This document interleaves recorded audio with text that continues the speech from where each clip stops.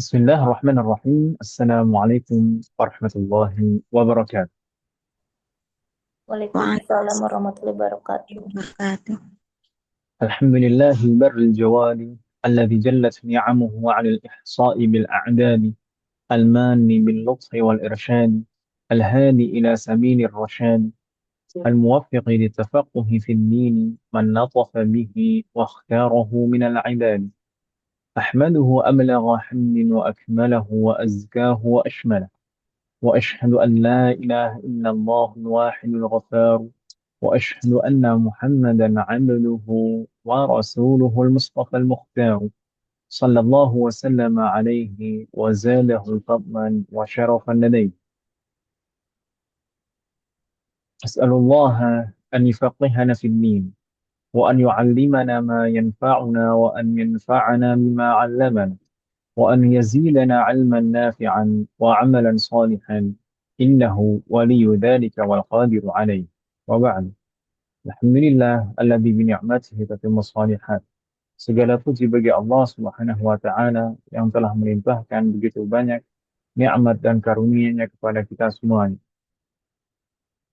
Termasuk di malam hari ini kita masih bisa melanjutkan kembali belajar kita atas taufik dan pertolongan dari Allah Subhanahu wa taala. Karena sebagaimana kita jalani kemarin, sebenarnya pertemuan kita adalah kemarin, namun harus tertunda sampai malam hari ini. Itu semuanya adalah takdir Allah Subhanahu wa taala. Dan insya Allah itu yang terbaik. Karena takdir Allah itu pasti yang terbaik. Maka kita harus tetap bersyukur bagaimanapun keadaannya dan bagaimanapun kondisi yang kita lalui, maka tetap harus kita bersyukur dan berhusnudzon kepada Allah Subhanahu wa taala.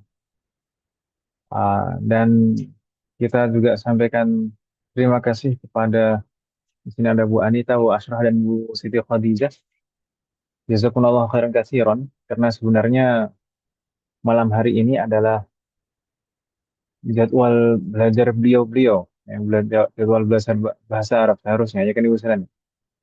Dan beliau merelakan waktu belajarnya untuk kita gunakan jazakumullah khairan katsiran. Kita niatkan kita niatkan duduk kita di malam hari ini Mas sekalian untuk beribadah dalam rangka melaksanakan ketaatan kepada Allah Subhanahu wa taala. Kemudian kita niatkan juga untuk menghilangkan kejahilan pada diri kita sendiri dan orang-orang di sekitar kita dan juga untuk memperbaiki amalan kita. Semoga Allah selalu memberikan taufik kepada kita semua. Ya. Sebagaimana sebagaimana sempat kita sebutkan di hari yang lalu kemarin waktu kita belum bisa lanjut, sebenarnya pembahasan kita tidak banyak lagi. Kalau kita lihat dari kitab yang kita pelajari, di sana tersisa dua bab utama, yaitu sunnah-sunnah puasa dan hal-hal yang makruh dilakukan saat berpuasa. Maka semoga Allah memberikan taufik kepada kita semuanya bisa menyelesaikan pembahasan-pembahasan ini di sisa waktu yang telah kita rencanakan. Jadi kalau dilihat dari jumlah pertemuan, malam hari ini adalah pertemuan ke-10, dan setelah malam hari ini berarti sisa dua pertemuan lagi, Mas sekalian. Semoga Allah memberikan taufik dan kemudahan kita nanti bisa menyelesaikan semua pembahasan yang tersisa. Di malam hari ini insya Allah kita akan fokus pada sunanus saum atau sunnah-sunnah puasa. Dan sebagaimana kita sebutkan juga kemarin, bahwasanya sebenarnya sunnah-sunnah puasa itu sangat banyak sekali. Banyak sekali. Dan kalau misalkan mungkin dituliskan secara tersendiri sunnah-sunnah puasa, itu mungkin jadi satu kitab. Dengan penjelasannya, Ibu Helena, dengan syarahnya. Maka bisa jadi akan tersusun satu kitab. Namun, karena sempitnya kesempatan kita, tidak banyak waktu kita, dan juga kitab kita yang kita pelajari di sini memang kitab ringkasan, maka di sini kita akan fokus membahas beberapa sunnah puasa saja. Setidaknya kita sebutkan di sana min sunanis saum, ada 7 yang kita sebutkan di sana. Maka ini adalah sunnah-sunnah yang utama. Sunnah-sunnah yang utama yang ada atau yang bisa kita lakukan saat berpuasa, khususnya di bulan Ramadan. Maka 7 itu adalah yang pertama ta'jilul fitr, kemudian yang kedua ta'khirus suhur, kemudian al-iftaru 'ala tamr, iktsarul Quran, kemudian as-shadaqatu fi Ramadan, yang keenam al-kaffu 'ani syahawat al-mubahah, dan yang ketujuh yang kita sebutkan terakhir di sini kaful lisan 'anil muharram. Ta'jilul fitr maksudnya adalah menyegerakan berbuka puasa. Sedangkan ta'khirus suhur yaitu mengakhirkan kegiatan makan sahur. Adapun al-iftaru 'ala tamr ini berkaitan dengan kita berbuka itu dengan apa. Maka di sana ada urutan afdhaliyah dalam berbuka, apa yang kita gunakan untuk membatalkan puasa kita. Nah, kemudian yang keempat iksarul Quran yaitu memperbanyak Al-Quran, maksudnya memperbanyak beribadah dengan Al-Quran. Kita sebutkan demikian karena memang uh, beribadah dengan Al-Quran itu tidak hanya membaca, meskipun biasanya kalau disebutkan iksarul Quran, memperbanyak beribadah dengan Al-Quran, pasti yang paling banyak dibahas dan terfikir pertama kali adalah memperbanyak membacanya. Nanti insya Allah akan kita bahas dan sebutkan rinciannya. Kemudian as-shadaqatu fi Ramadan, memperbanyak sedekah di bulan Ramadan. Al-kaffu 'ani syahawat al-mubahah, menahan diri dari syahwat-syahwat atau keinginan-keinginan yang sifatnya mubah.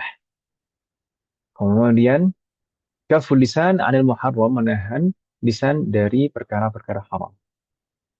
Kita sebutkan di sini hanya sebagian saja, makanya kita sebutkan di sana min sunan saum. Min di situ adalah min atau wa'idiyah, menunjukkan sebagian di antara sunnah-sunnah puasa. Maka masih banyak yang belum disebutkan di sini. Semoga Allah berikan taufik kepada kita semua. Kita bahas satu persatu dari sunnah-sunnah yang ada di sini, umat sekalian. Yang pertama, ta'jilul fitr. Sebenarnya kemarin kita sudah bahas ini Ibu Siran ya, ta'jilul fitr. Tapi tidak ada salahnya kalau misalkan kita ulangi supaya lebih jelas, sekaligus murajaah Ibu Siran. Faqala najamnya. Ta'jilul fitr. Kemarin kita sebutkan bahwasanya yang dihukumi sunnah adalah menyegerakan berbuka puasa. Namun nanti ada rinciannya, tidak secara mutlak seperti itu. Ya, jadi yang dihukumi sunnah adalah menyegerakan. Adapun berbukanya sendiri, al-fitr, buka puasa atau membatalkan puasa itu sendiri hukumnya adalah wajib. Ya kan Ibu Sudana? Sebagaimana kita sebutkan kemarin, berbuka puasa itu hukumnya wajib. Supaya puasa yang dilakukan itu tidak menjadi puasa wisol. Puasa wisol adalah puasa yang bersambung. Hari demi hari itu bersambung, tidak ada batalnya sama sekali, tidak berbuka sama sekali. Jadi kalau misalkan hari pertama puasa, kemudian saat terbenam matahari di hari itu tidak berbuka dan tidak membatalkan puasa sama sekali. Sampai malam, kemudian sampai terbit fajar lagi, langsung disambung dengan puasa di hari berikutnya. Itu yang disebut saumu al-wisol. Saumul wisol, puasa yang bersambung seperti itu, maka hukumnya haram. Berbeda halnya dengan saumud dahar, yang puasa setiap hari, namun yang setiap terbenam matahari maka membatalkan puasa. Maka hal itu dibolehkan selama tidak membahayakan fisik atau kesehatan seorang yang melakukan puasa dengan cara seperti itu. Gitu ya, Ustaz. Jadi ada dua gambaran berbeda yang mungkin terkadang disalahpahami, disamakan. Adapun yang kita bahas di sini yang merupakan sunnah puasa atau termasuk sunnah puasa adalah ta'jilul fitr, menyegerakan berbuka puasa. Oh ya, sebelumnya kemarin kita juga sebutkan, oh hasilnya. Bagaimana kalau misalkan seseorang mengakhirkan puasa? Apa hukumnya mengakhirkan berbuka puasa? Maka dilihat apakah dia mengakhirkan puasanya karena memang ada kesibukan, bukan karena dia meyakini bahwasanya mengakhirkan berbuka puasa itu ada keutamaannya. Kalau memang ada alasan atau kesibukan yang lain tanpa disertai dengan keyakinan bahwasanya mengakhirkan berbuka ada keutamaannya, maka tidak masalah, tidak berdosa. Yang tidak boleh dan berdosa itu jika ada keyakinan di dalam hati bahwasanya mengakhirkan berbuka itu ada keutamaan. Nah, maka itu tidak boleh. Dan kembali lagi ke ta'jilul fitr, menyegerakan berbuka puasa. Menyegerakan berbuka puasa Halo. ini hukumnya sunnah. Namun tidak dalam semua kondisi. Jadi menyegerakan berbuka puasa dihukumi sunnah itu tidak secara mutlak. Justru kadang berbuka puasa atau apa menyegerakan berbuka puasa itu bisa hukumnya sunnah. Bisa juga hukumnya hanya sekedar mubah dalam artian kalau disegerakan berbukanya tidak mendapatkan pahala sunnah atau bahkan juga haram bisa jadi. Bisa jadi haram menyegerakan berbuka itu bisa jadi haram dan kalau haram juga tidak sah puasanya. Allah jami'an. Maka kita sebutkan di sana masing-masing dari kondisi dan hukum tersebut. Allah jami'an. Yang pertama, idza tayaqqana al-ghuruba yusannu ta'jil. Jika seseorang yakin bahwasanya matahari telah terbenam, maka disunahkan baginya untuk menyegerakan berbuka. Dalam kondisi inilah, menyegerakan berbuka puasa itu hukumnya sunnah. Kapan? Saat seseorang yakin bahwasanya matahari telah terbenam. Bagaimana gambaran kondisi yakin bahwasanya matahari telah terbenam? Misalnya saja, jika seseorang tinggal di tempat yang tinggi, kemudian di arah baratnya itu terbuka seperti padang, entah itu padang rumput atau padang pasir atau laut misalkan, maka bisa melihat secara langsung proses terbenamnya matahari. Maka dalam kondisi seperti itu, saat seseorang betul-betul melihat dengan matanya, bahwasanya matahari telah terbenam, seluruh tersyus syams, seluruh bulatan matahari itu sudah terbenam, maka itu betul-betul yakin. Berarti. Maka dalam kondisi seperti itu disunahkan untuk menyegerakan berbuka. Atau kemarin juga kita sebutkan yang dihukumi termasuk keyakinan juga, yakin, tingkatan yakin bahwasanya matahari telah terbenam adalah jika kita tahu ada muadzin di suatu masjid, bahwasanya dia pasti tepat waktu, selalu, nggak pernah enggak. Jadi tidak pernah lebih awal adzannya dan tidak pernah terlalu terlambat adzan. Maka bisa juga kita jadikan patokan adzannya, adzan muadzin yang seperti itu. Kemudian atau juga misalkan kita bisa sekarang menggunakan jadwal imsakiyah itu ya, jadwal waktu-waktu sholat yang biasanya menggunakan metode hisab sebenarnya. Tapi itu sudah uh, minim minim kesalahan, minim kesalahan. Jadi kemungkinan besar itu sudah betul. Maka kalau misalkan kita memiliki jadwal itu dan kita punya jam yang tepat waktu, maka bisa juga digunakan patokan. Gitu itu sebenarnya. Patokan Allah jamnya. Adapun kondisi kedua, mahasiswa kalian, di sana kita sebutkan, idza dhannahu bil ijtihad fayajuzu wa qila yusan. Ini kondisi kedua, yaitu ketika seseorang berprasangka bahwasanya matahari itu telah terbenam. Yang mana prasangkanya ini disertai dengan istihad. Maksudnya istihad, dia prasangka ini didasari uh, usahanya, didasari usaha untuk memastikan bahwasanya matahari memang telah terbenam. Jika seseorang berprasangka yang mana prasangkanya ini didasari istihad, berusaha untuk memastikan terlebih dahulu, maka yajuzu, boleh, atau mubah, yubahu, boleh, hukumnya boleh, boleh baginya untuk menyegerakan berbuka puasa. Naam, ada pendapat yang lain yang mengatakan sunnah. Namun, mu'tamad di dalam mazhab Syafi'i, kondisi seperti ini, hukumnya hanya boleh saja. Boleh, bukan sunnah. Jadi kalau misalkan dalam kondisi seperti ini, menyegerakan berbuka puasa berarti tidak mendapatkan pahala sunnah menyegerakan berbuka puasa. Karena hukumnya hanya mubah saja. Begitu Ibu sekalian. Barakallahu jami. Kemarin kita sebutkan bagaimana gambaran seseorang beristihad atau berusaha untuk memastikan bahwasanya matahari itu telah terbenam.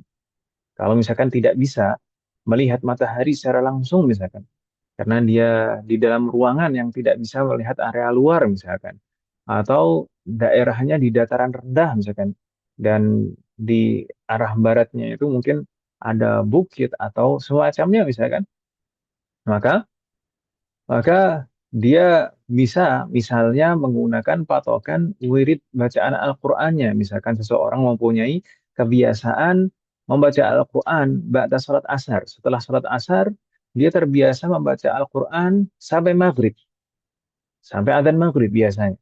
Dan biasanya kadar bacaannya sampai adzan maghrib itu misalkan 3 juz misalkan. Kalau ba'da salat asar, sa- selesai 3 juz, biasanya sudah adzan maghrib.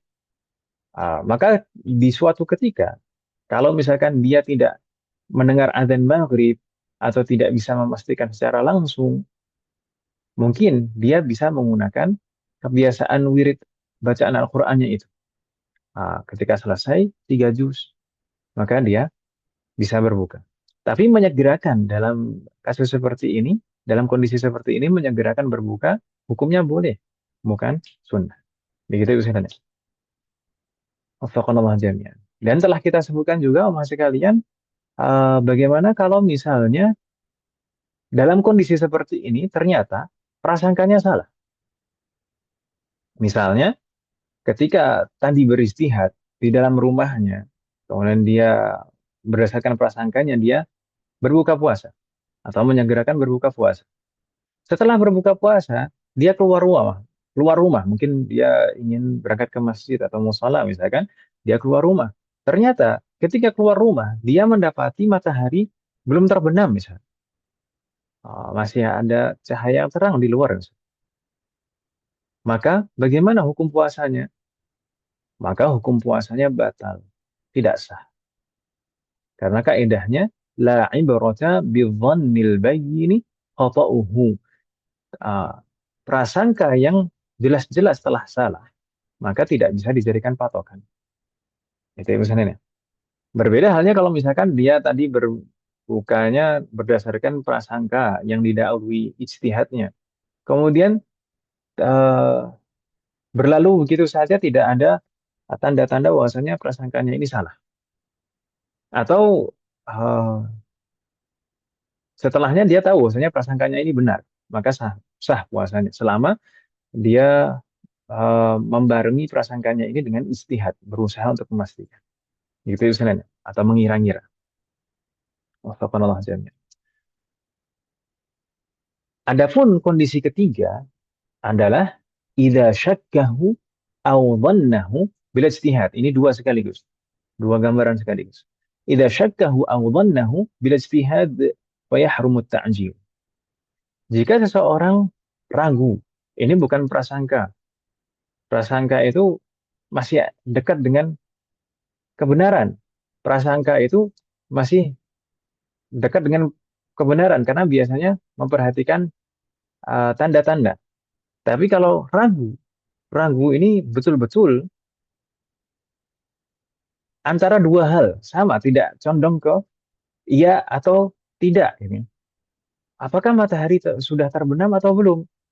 Ini ragu, tidak condong pendapatnya ini, di dalam hatinya ini tidak condong bahwasanya matahari telah terbenam, juga tidak ada kecondongan bahwasanya matahari belum terbenam. Betul-betul ragu karena tidak memiliki tanda-tanda dan mendapati tanda-tanda sama sekali misalkan. Nah ini dalam kondisi ragu atau dia memiliki prasangka bahwasanya matahari telah terbenam, tapi prasangkanya ini tidak disertai dengan ijtihad, tidak disertai dengan memastikan atau mendapati ciri-ciri atau tadi berusaha untuk memastikan. Maka dalam kondisi yang ketiga seperti ini, ragu atau prasangka yang tidak disertai dengan istihad, maka haram hukumnya untuk menyegerakan berbuka puasa. Naam, haram. Haram hukumnya menyegerakan berbuka. Maksudnya haram bagaimana? Haram dalam artian dia berdosa kalau menyegerakan berbuka puasa dan tidak sah puasanya. Berdosa dan tidak sah puasanya. Uh, meskipun uh, setelah misalkan dia berbuka berdasarkan kondisi yang ketiga ini, dia berbuka dan ternyata misalnya prasangkanya betul misalnya, tetap tetap batal puasanya sebagaimana penjelasan para ulama. Baik nanti setelah, jadi ada tiga gambaran. Jadi setelah berbuka, imma ternyata ketahuan bahwasanya prasangkanya betul, atau tidak ketahuan sama sekali, atau ketahuan bahwasanya prasangkanya salah, maka semuanya batal. Selama dia dalam kondisi yang ketiga ini ragu, atau dia berprasangka tapi tidak disertai dengan istihad, maka haram hukumnya untuk menyegerakan berbuka puasa. Dalam artian kalau dia menyegerakan berbuka puasa maka berdosa dan batal puasa. Karena kenapa? Karena al-aslu baqaun nahar. Hukum asalnya adalah matahari belum terbenam di sana. Sedangkan dia kalau memaksakan untuk menyegerakan berbuka, maka dia mengamalkan sesuatu tanpa dasar yang dia yakini. Wafaqanallah jami'an. Gitu usahanya. Wafaqanallah jami'an. Kurang lebih seperti itu, umat sekalian, terkait dengan sunnah yang pertama. Sebenarnya ini kemarin sudah kita bahas. Ada pertanyaan mungkin umat sekalian?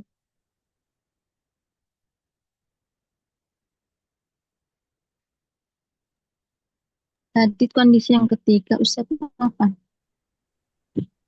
Kondisi yang ketiga, Ya. kondisi yang ketiga adalah jika seseorang ragu, ragu, betul-betul ragu. Maksudnya ragu itu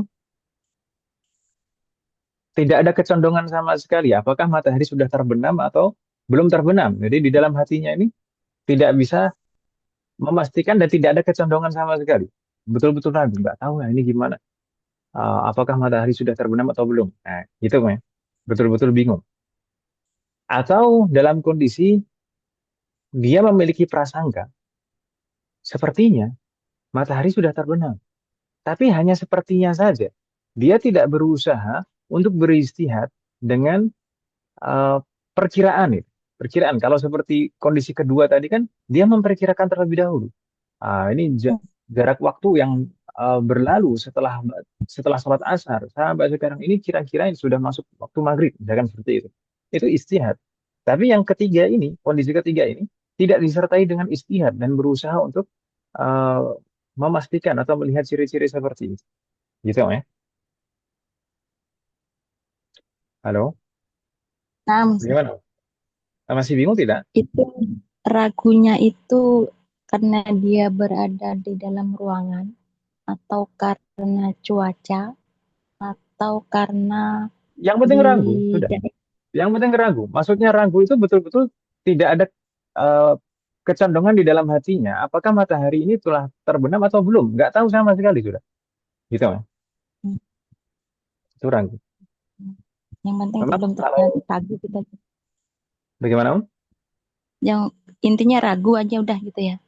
Nah, nah. Jadi kalau di dalam usul fikih, di dalam ilmu usul fikih itu memang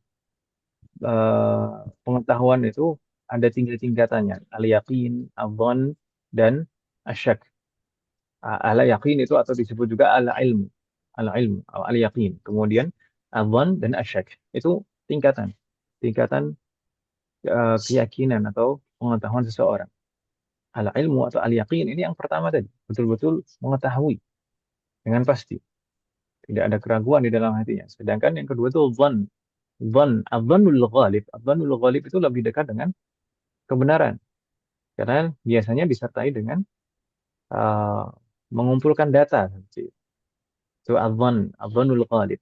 Sedangkan tingkatan yang ketiga adalah asyak. Syak itu tidak ada tarjih sama sekali. Jadi tidak bisa eh, mentarjih atau tidak ada kecondongan di dalam hatinya sama sekali antara dua hal. Gitu. Itu asyak, ragu.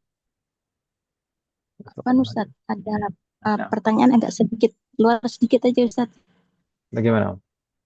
Berarti yang istilah apa ya, maslahah musalah, uruf, kemudian syar'uman qoblana, apalagi itu, istihsan, istishab, itu masih masih ada ya Ustaz, untuk orang Islam.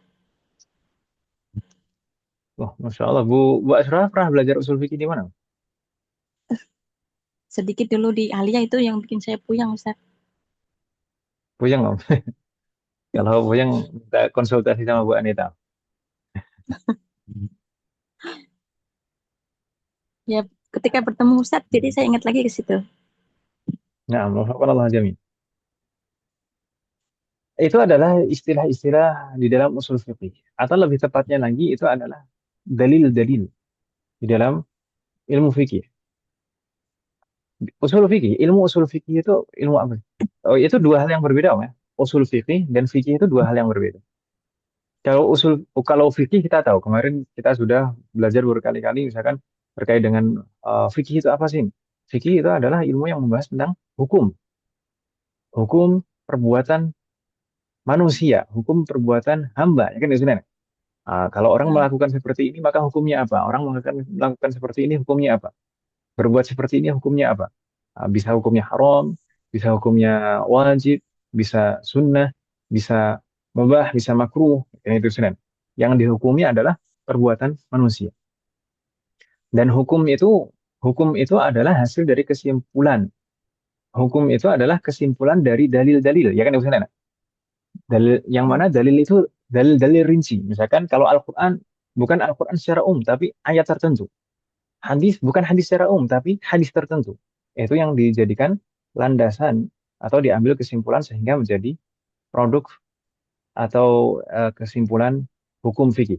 Nah, adapun usul fikih. Usul fikih itu pada dasarnya pertama, di awal-awal ilmu usul fikih yang dibahas adalah apa saja yang bisa dijadikan dalil.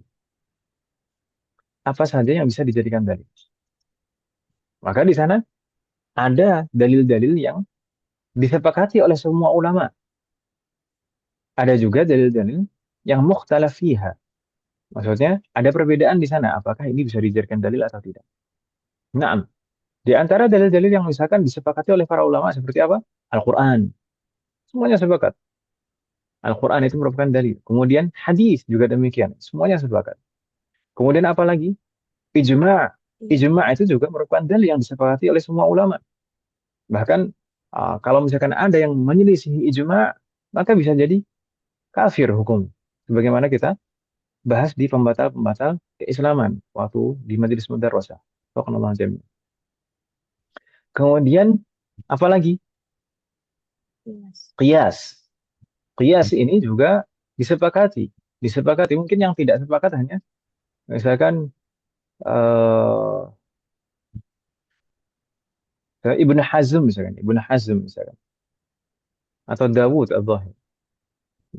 Itu pun mereka berdua juga berbeda terkait dengan qiyas. Ada yang menolak qiyas secara mutlak, ada yang sebagian qiyas saja yang ditolak. Tapi jumhur selain mereka berdua, semuanya mengakui bahwasanya qiyas itu adalah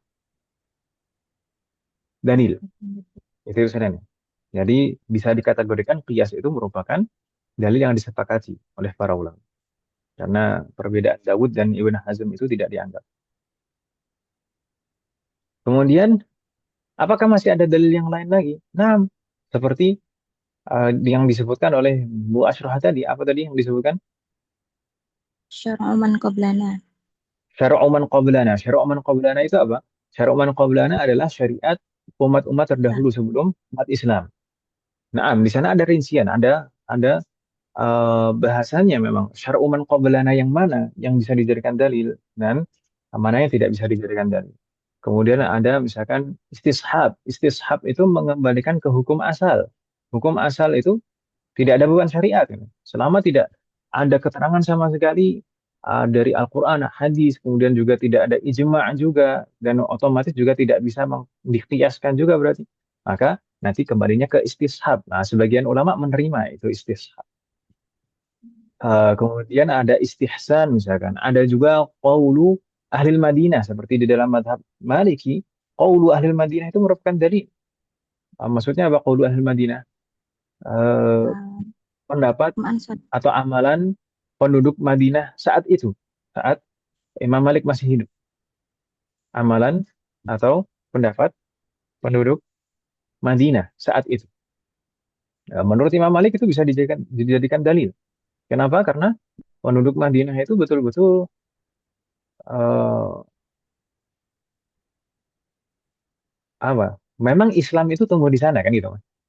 Di Madinah Hmm. itu Islam itu tumbuh di sana dan semua orang di sana itu mengamalkan dari dahulu sampai zamannya Imam Malik lah setidaknya. Ya ya sudah seperti awal pertama kali seperti saat Rasulullah masih hidup. Ya seperti itu. Makanya menurut Imam Malik pendapat atau amalan penduduk Madinah itu bisa dijadikan dalil. Kalau Allah jamin. Masih ada dalil-dalil yang lain lagi.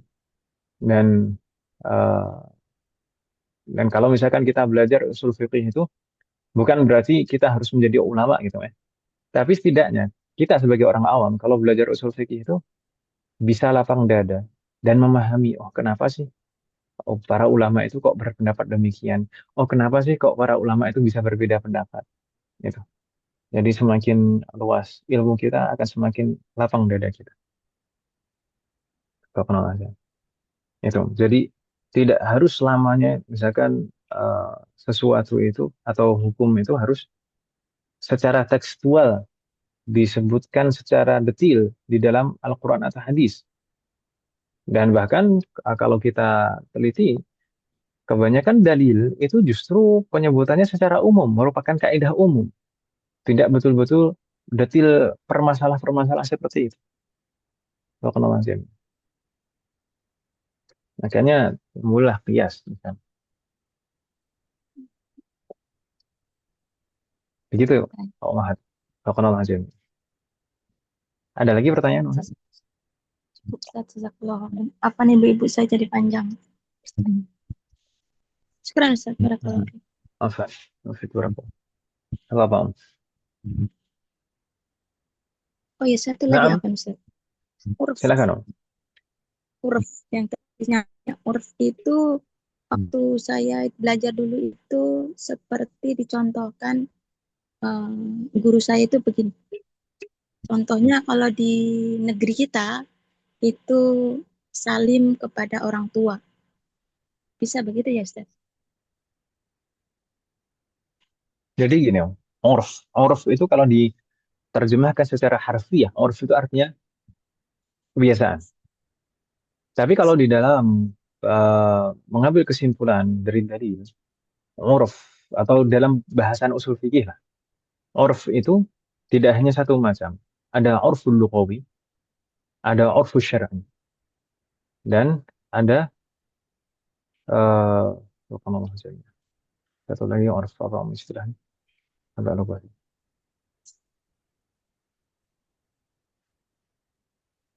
Urf lughawi itu adalah kebiasaan secara bahasa. Sedangkan urfus syar'i adalah kebiasaan secara syar'i, secara syariat. Satu lagi, ada satu urf lagi yaitu kebiasaan memang kebiasaan masyarakat gitu. Subhanallah jami'an. Jadi kalau misalkan ada suatu dalil, ini dipahami dengan cara bagaimana dalil ini, lafadz ini diartikan apa dan difahami bagaimana. Maka di sana mana yang lebih didahulukan? Apakah urful lughawi, kebiasaan secara bahasa, atau urful syar'i, kebiasaan secara syar'i? Bahasanya yang semacam ini maka menunjukkan apa? Maka itu bahasan para ulama, diskusinya para ulama seperti itu. Nah, dan tentunya urfu syari. Kalau misalkan berkaitan dengan hukum syar'i, maka yang didahulukan tentunya harus uh, urfu syar'i. Uruf secara syar'i. Gitu. Ya. Kadang-kadang sebagian ulama itu memang ada yang membuat patokan secara uruf gitu. Eh, di antara contoh hukum hukum berkaitan dengan yang kita bahas lah. Contoh urf itu apa? Contoh urf itu fidyah dan kafarah. Membayar fidyah itu harus dengan bahan makanan pokok. Bahan makanan pokok yang bagaimana? Yang ma'ruf inda ahli baladil mukaffir. Yang ma'ruf, yang dikenal, yang merupakan kebiasaan yang dimakan penduduk orang yang menunaikan fidyah. Nah, di tempat orang yang menunaikan fidyah. Penduduk di sana biasanya makannya apa? Ya, berarti itu urf, urf, gitu. Demikian juga misalkan di antara bentuk urf itu adalah eh, nafkah kepada istri atau keluarga. Itu patokannya apa? Patokannya urf, patokannya urf. Biasanya di daerah, misalkan di Indonesia biasanya nafkah itu bagaimana? Misalkan memberikan pakaian, misalkan memberikan pakaian biasanya setahun berapa kali? Karena kan mungkin di beberapa daerah itu memberikan pakaian baru itu harus 2 kali setahun. Kalau di Indonesia berapa kali? Kalau 2 kali juga mungkin lebih afdol. Tapi kalau misalkan bisanya sekali, ya sekali lah setiap hari raya misalkan seperti itu. Kalau misalkan nggak bisa, ya semoga Allah memberikan kemampuan kepada kita semua. Itu urf. Ada juga kadang-kadang kalau kita temui misalkan pendapatnya Ibnu Taimiyah itu terkait dengan safar. Safar yang bagaimana yang boleh mengambil rukhsah. Beliau mengatakan ya safar secara urf.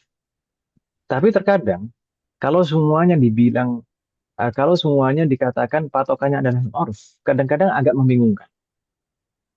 Karena urf itu antara satu daerah dengan daerah yang lain kadang berbeda dan satu orang dengan orang yang lain dan satu orang dengan orang yang lain kadang juga berbeda juga. Seperti terkait dengan masalah safar, safar yang bagaimana? Ya, yang secara urf dianggap safar. Nah, ini akan menjadi bias patokan seperti itu. Makanya jumhur ulama, mayoritas ulama ketika menetapkan masalah safar, safar itu yang dianggap safar ya safar yang jauh, yang telah mencapai 2 farsakh, eh, setidaknya 84 kilometer, dan safar yang mubah, dan memang betul-betul setelah dalam kondisi safar keluar dari kampung. Itu baru dianggap safar. Jadi kalau misalkan hanya dengan ke desa sebelah gitu, ya belum safar. Kalau misalkan ke kota tetangga, kota sebelah misalkan. Tapi kalau misalkan belum sampai 84 kilometer ya belum dianggap safar. Dan itu sebenarnya juga 2 farsakh atau 84 kilometer lah kurang lebih. Itu juga bukan bukan perkiraan, bukan. Itu ada riwayat, riwayat terkait dengan 2 farsakh itu ada riwayat hadis yang menyebutkan hal itu. Jadi tidak tidak serta merta hanya eh, terkaan saja. Gitu ya Ustaz. Syukuran sehat barakallahu fiik. Cukup Nastamir. Nastamir. Sunnah berikutnya maksud sekalian yaitu ta'khiru as-suhur. Kemarin kita sempat jelaskan maksud sekalian di dalam istilah bahasa Arab itu ada dua, as-suhur dan as-sahur. Suhur pakai dhammah dan sahur pakai fathah. Dan yang disunnahkan ketika kita hendak berpuasa adalah as-suhur pakai dhammah, bukan sahur. Seperti al-wudu dan al-wadu. Karena yang bertanda dhammah as-suhur itu adalah pekerjaannya, proses kegiatan makan sahur. Itu yang disunahkan. Sebagaimana kita sebutkan tadi, yang dihukumnya adalah perbuatan manusia. Sedangkan sahur pakai fathah, sahur itu adalah makanannya. Makanan itu seandainya didiamkan saja, maka tidak ada hukum apapun. Ya kan Ibu Senan? Jadi yang dihukumi sunnah itu ketika seseorang makan di waktu sahur. Nah, kalau ketika diserapkan menjadi bahasa Indonesia istilahnya jadi sahur. Nah, sudah terlanjur seperti itu. Tapi kita perlu memahami yang dimaksud sahur itu apa atau dalam bahasa Arab disebut as-suhur. Di sini umat sekalian, di sunnah yang kedua ini sebenarnya terkandung beberapa sunnah sekaligus. Karena pada dasarnya makan sahur itu sendiri hukumnya sunnah. Sunnah atau wajib umat sekalian? Makan sahur itu sunnah atau Sun, wajib? sun. Sunnah. Kalau seandainya seseorang tidak makan sahur sebelum berpuasa, sah atau tidak puasanya? Sah. Ya kan sunnah. Nah, Jadi sahur itu bukan syarat sah puasa, bukan juga rukun puasa. Maka seandainya tidak makan sahur pun sebenarnya sah puasanya. Nah pun disunahkan untuk makan sahur, disunahkan untuk makan sahur. Jadi makan sahurnya itu sendiri sunnah. Kita sebutkan di sana at-tasahhuru sunnatun walau bi'arjati ma'in. Makan sahur itu hukumnya sunnah meskipun hanya dengan air putih saja, meskipun hanya dengan seteguk air putih. Nah, maka kalau misalkan seseorang, kalau misalkan saat sahur, saat waktu sebelum terbit fajar itu hanya sempat minum saja, maka usahakan minum. Karena kalau misalkan saat minum, dia niatkan juga untuk melaksanakan sunnah sahur, maka dia mendapatkan pahala sunnah sahur. Meskipun hanya dengan minum air saja. Gitu usahanya. Jadi tidak harus makan makanan yang berat. Dan ini sunnah yang pertama. Jadi makan sahurnya sunnah. Kemudian yang dihukumi sunnah juga adalah ta'khiruhu sunnatun ma lam yaqa' fi syakkin fi tulu'il fajr bisabab ta'khir. Mengakhirkan proses makan sahur itu juga hukumnya sunnah. Jadi makan sahurnya sunnah, mengakhirkannya juga sunnah. Ya, dua sunnah sekaligus di sana. Tapi perlu disertai dengan niat yusiladan agar mendapatkan pahala sunnah di sana. Namun mengakhirkan kegiatan makan sahur ini tidak secara mutlak dihukumi sunnah. Tidak secara mutlak dihukumi sunnah. Sebagaimana kita disebutkan di sana, sunnah itu kapan? Ma lam yaqa' fi syakkin fi tulu'il fajr bisababi ta'khir. Selama proses mengakhirkan makan sahur itu tidak menimbulkan keraguan apakah makan sahurnya telah terbit fajar atau belum. Itu saudara. Selama uh, mengakhirkan makan sahur itu tidak menimbulkan keraguan apakah ini sudah terbit fajar atau belum, maka hukumnya sunnah. Tapi kalau misalkan karena mengakhirkan makan sahurnya, dia jadi ragu. Wah ini makannya ini sudah terbit fajar atau belum ya? Sudah subuh belum ya? Maka maka tidak boleh mengakhirkan di sana. Tidak boleh mengakhirkan makan sahur di sana. Gitu misalnya. Lalu bagaimana kalau misalnya seseorang mengakhirkan makan sahur, seseorang mengakhirkan makan sahur dan dia tidak tahu kalau pada saat makan dia tidak tahu kalau ternyata sudah terbit fajar. Ternyata sudah terbit fajar. Nah, setelah terbit fajar itu dia baru sadar, baru tahu. Ternyata tadi proses makan sahurnya ternyata sudah terbit fajar. Maka hukum puasanya bagaimana maksudnya?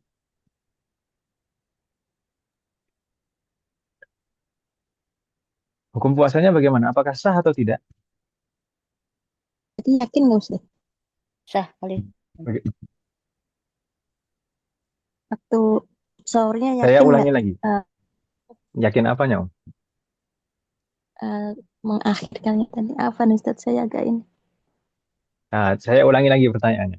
Jika seseorang mengakhirkan proses makan sahur ini,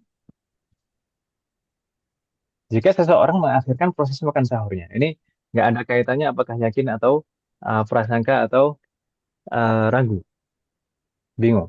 Nah, seseorang mengakhirkan makan sahurnya.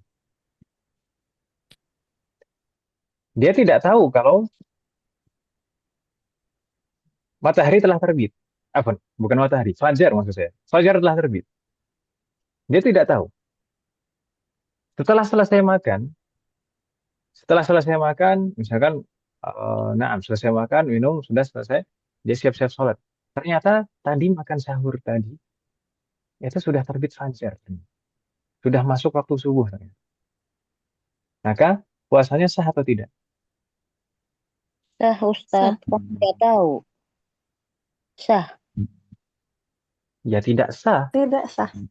Oh tidak sah. tidak sah, Kan dia nggak tidak tahu. sah. Sama Meskipun kan. dia tidak tahu. Oh, Hmm. ternyata waktunya tadi sudah terbit fajar. Karena kaidahnya tadi bagaimana? Kaidahnya tadi, la ibrata bidzannil bayyini khata'uhu. Prasangka yang salah, jelas-jelas salah, maka tidak bisa dijadikan patokan. Ya kan Ibu Sunan? Oh iya. Iya ya Ustaz. Nah, ini jelas salah atau tidak ini tadi Om? Jelas salah kan Om? Ya? Ya salah. Nah, berbeda kalau misalkan prasangkanya ternyata benar gitu misalkan. Gitu. Pas Wafakallahu a'lam. Jadi itu memahami. kaidah, mungkin bisa diingat Ibu Sunan. Bisa diingat kaidah tadi. La ibrata bidzannil bayyini khata'uhu. uh, adzon al-bayyin khata'uhu maksudnya prasangka yang jelas-jelas sudah salah. Prasangka yang jelas-jelas salah itu tidak bisa dijadikan patokan. Gitu ya Ustaz. Kalau masih ada. Jadi sini juga belajar memahami dalil yang Ustaz berikan ini. Tuh kaidah fikih tadi Om. Kaidah fikih. Nah, kaidah fikih juga didasari itu. Nah, kalau masih ada. Bahasanya agak kelibet Ustaz. Kalau masih ada. Difahami saja Om. Ya. Jadi seperti itu Ibu Ustaz ya. Ah, Nah, Ustaz. Kalau Ustadz. dengan demikian Mas sekalian, dengan demikian mungkin kita bisa memahami. Mungkin beberapa tahun yang lalu sempat eh apa Om ya? Ada beberapa ustadz mungkin yang meng- me- me- menjelaskan dan penjelasan ini tersebar kemana-mana. Itu saya ketika itu mungkin masih usia remaja dan karena masih remaja masih labil lah, ya nggak tahu. Ada penjelasan dari ustadz Fulan ini seperti itu ya semangat dah diikuti saja. Penjelasan yang mana? Ada yang menjelaskan bahwasanya kalau saat proses makan sahur kemudian masih ngunyah makanan. Saat proses ngunyah makanan terdengar azan subuh. Dulu Ustadz ini bilang, kalau dalam keadaan seperti itu masih ngunyah makanan azan subuh, lanjutin aja ngunyahnya Rasul itu ditelan, nggak apa-apa. Maka ya seperti itu jelas salah. Menurut madhab manapun ya, nggak sah puasanya. Karena puasa itu apa? Kita sudah bahas di awal puasa, definisi puasa itu apa, Muhammad? Atau rukun puasa itu apa diantaranya? Menahan diri dari seluruh pembatal puasa dari mulai kapan? Dari mulai terbit fajar, ya atau ya? Jadi mulai terbit fajar Iya. sampai terbenam matahari. Lah kalau misalkan saat terbit fajar melakukan pembatal puasa, apa iya dianggap sah puasanya? Begitu ya usulan. Nah, Ustaz.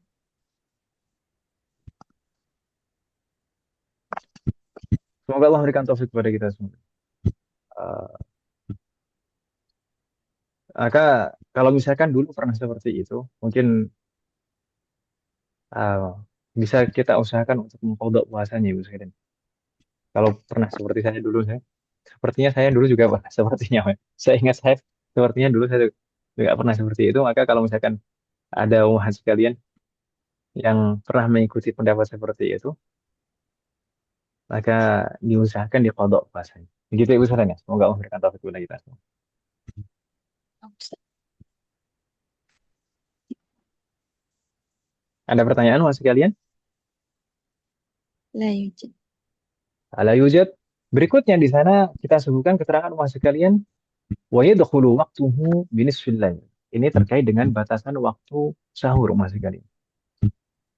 Waktu sahur sehingga dianggap sebagai makan sahur yang hukumnya sunnah itu mulai kapan? Ini yang kita bahas sekarang permulaan waktu makan sahur. Kalau akhir waktu makan sahur jelas, yaitu sebelum terbit fajar, ya kan Ibu Silan. Tapi permulaan waktu makan sahur itu kapan? Sehingga kegiatan makan kita itu, ya, kegiatan makan kita itu dianggap sebagai makan sahur dan mendapatkan pahala sunnah makan sahur. Kapan wahai sekalian? Yaitu Jam 3:30. Ya tahu. setengah empat. Panas. Setengah. Berarti sebelum setengah empat nggak dapat pahala sunnah makan sahur. Wah, ini mutasyaddid ini. Jadi termasuk mazhab yang sangat keras ini, Om. Enggak, Om. Ini Kita sebutkan di sana yadkhulu waqtuhu binisfil lail. Yani waktu makan sahur itu dimulai kapan? Dimulai setelah pertengahan malam. Jadi masuk setelah lewat pertengahan malam itu baru masuk waktu makan sahur. Gitu Ibu sekalian ya. Dalam artian kalau misalkan seseorang makan malam sebelum lewat jam 12 malam atau pertengahan malam, maka tidak dianggap sebagai makan sahur dan tidak akan mendapatkan pahala sunnah makan sahur. Misalkan ba'da isya atau ba'da salat tarawih nah, misalkan, atau misalkan bahkan misalkan jam 11 misalkan sebelum lewat pertengahan malam seseorang makan, maka makannya itu hanya dianggap sebagai makan malam biasa yang hukumnya mubah. Mulai dianggap sebagai makan sahur dan mendapatkan pahala sunnah makan sahur jika dilakukan setelah lewat tengahan malam. Begitu Ibu sekalian ya? Bisa dipahami maksud saya? Ustaz. Astagfirullah, nah, berikutnya terakhir di sana, di sini sebenarnya sunnah yang ketiga ini bersamaan. Kita bisa melakukan satu hal yang bersamaan, namun mendapatkan 3 pahala sunnah sekaligus. Apa itu? Di sana disebutkan yang terakhir yusannu kaunuhu ala tamr. Jadi makan sahur itu juga disunahkan menggunakan kurma. Disunahkan menggunakan kurma saat sahur. Nah, kalau misalkan kita niatkan saat sahur itu uh, untuk mengerjakan sunnah makan sahur, kemudian diakhirkan juga untuk mendapatkan pahala sunnah mengakhirkan makan sahur, dan juga saat makan sahur kalau misalkan ada kurma di sana, maka kita makan kurma dengan niat untuk mendapatkan pahala sunnah sahur dengan kurma. Maka insya Allah mendapatkan tiga-tiganya sekaligus. Semoga Allah memberikan taufik kepada kita semua. Uh, Mungkin ada pertanyaan, Ustadz, ini uh, keterangan yang kita sebutkan dan kita bahas tadi, ini kok tidak disebutkan dalilnya sama sekali? Dalilnya apa? Apakah ada dalilnya? Nah, tentu para ulama ketika menjelaskan suatu hukum pasti ada dalilnya. Kita sertakan di sana beberapa dalil yang menunjukkan. Wafaqanallahu jami'an. Nah, yang pertama di sana tasahharu fa inna fis sahu afan. Tasahharu fa inna fis suhuri barakah. Hadis ini diriwayatkan oleh Imam Al-Muslim dan Al-Imam Al-Bukhari. Muttafaqun alaih. Tasahharu, bersahurlah atau makanlah sahur. Fa inna fis suhuri barakah, karena pada proses makan sahur itu terdapat keberkahan. Subhanallah jami'an. Maka dari hadis ini para ulama mengambil kesimpulan bahwasanya makan sahur itu hukumnya sunnah. Karena di sana di perintah yang disebutkan tasaharu disertai dengan menyebutkan keutamaan. Jadi tidak menunjukkan kewajiban, melainkan kesunahannya. Nah, hadis yang berikutnya juga diriwayatkan oleh Imam Al-Bukhari dan Imam Muslim. Faqala alaihi la tazalu ummati bi khairin ma ajjalul fitra wa akharus suhur.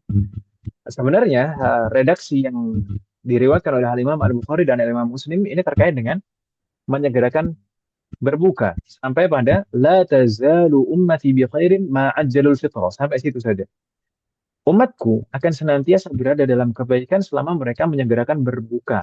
Ma ajjalul fitra. Ini riwayat atau redaksi dari Al-Imam Al-Bukhari dan Al-Imam Muslim. Adapun redaksi atau lafaz wa akharu as-suhura ini terdapat di riwayatnya Imam Ahmad. Wa akharu as-suhura. Naam. Dan mereka mengakhirkan makan sahur. Umatku akan senantiasa berada dalam kebaikan selama mereka menyegerakan berbuka dan mengakhirkan sahur. Hadis riwayat yang ketiga juga diriwayatkan oleh Imam Al-Bukhari dan Imam Muslim. Salah seorang sahabat menuturkan, "Tasahabna ma'a Rasulillah sallallahu alaihi wasallam, thumma qumna ila shalah, wa kana qadru ma bainahuma khamsina ayatan." Ini hadis ini yang menunjukkan bahwasanya mengakhirkan sahur itu hukumnya sunnah. Salah seorang sahabat ini menuturkan tasaharna ma'a Rasulillah sallallahu alaihi wasallam. Dahulu kami pernah sahur, makan sahur bersama dengan Rasulullah sallallahu alaihi wasallam. Tsumma qumna ila shalah. Kemudian setelah selesai makan sahur, kita langsung mengerjakan salat subuh. Wa kana qadru ma bainahuma khamsina ayah. Dan jarak antara makan sahur dan salat subuh kurang lebih adalah khamsina ayatan, 50 ayat. Jadi kadar bacaan 50 ayat. Itu tulisannya. Jadi maksud mengakhirkan sahur itu bukan berarti harus mepet-mepet banget sebelum adzan subuh. Tidak, tidak seperti itu. Jadi kalau ada jarak waktu antara makan sahur dan adzan itu 50 ayat, maka itu sudah uh, dianggap sebagai mengakhirkan makan sahur. Begitu usulannya.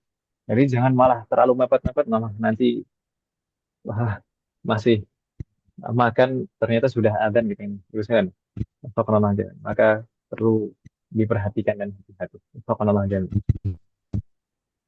Kemudian hadis yang terakhir dari riwayat Ibnu Hibban, afan.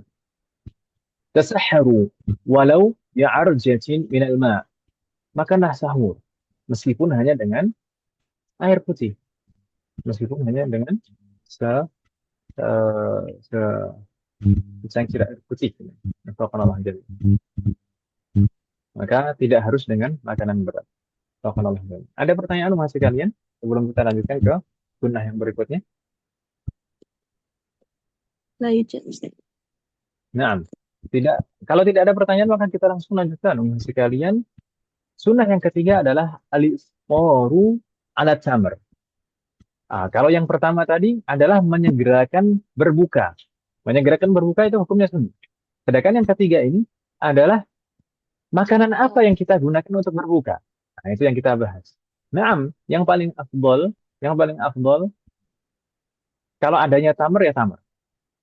Tapi sebenarnya para ulama kita menjelaskan urutan afdaliyah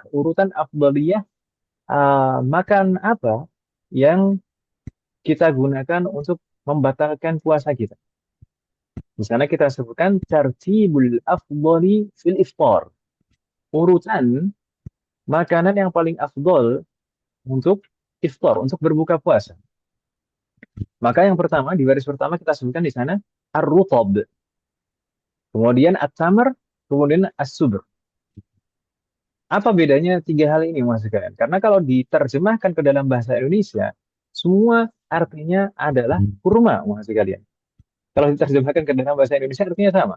Rutab, tamr, kemudian subr. Itu semuanya kalau diterjemahkan ke dalam bahasa Indonesia, kurma artinya. Tapi secara detail seharusnya ada perbedaan. Apa bedanya Mas sekalian? Rutab itu adalah mungkin sebagian kadang-kadang salah paham di sini. Rutop itu adalah kurma basah. Kurma basah. Maksudnya kurma basah itu yang bagaimana Mas Gali? Halo, Mas Gali masih ada? Ada, Ustaz. Nah, Ada rutop Ustaz. itu kurma basah. Kurma basah maksudnya kurma basah itu yang bagaimana Mas Gali? Apakah yang masih kuning, yang masih kriuk-kriuk crunchy seperti jambu itu? Bukan. Rutop itu kurma basah yang sudah masak, yang sudah matang, yang teksturnya lembut, berair, betul-betul seperti buah yang matang. Jadi kadar airnya masih banyak. Dan biasanya kalau misalkan dibiarkan di tempat suhu normal itu biasanya kadang mudah busuk. Itu rutop. Karena memang betul-betul seperti buah pada umumnya, masih kadar airnya masih banyak, dan teksturnya lembut. Itu rutab. Maka yang paling afdal itu rutab. Biasanya di Indonesia atau zaman sekarang biasanya yang paling banyak rutab yang dikonsumsi adalah rutab sukari, dari buah sukari. Dari kurma sukari biasanya yang paling banyak. Biasanya di kemasan-kemasan gitu. Terkenal aja nih. Eh, Kalau misalkan tidak ada rutab, maka yang lebih afdal adalah tamar. Tamar ini apa?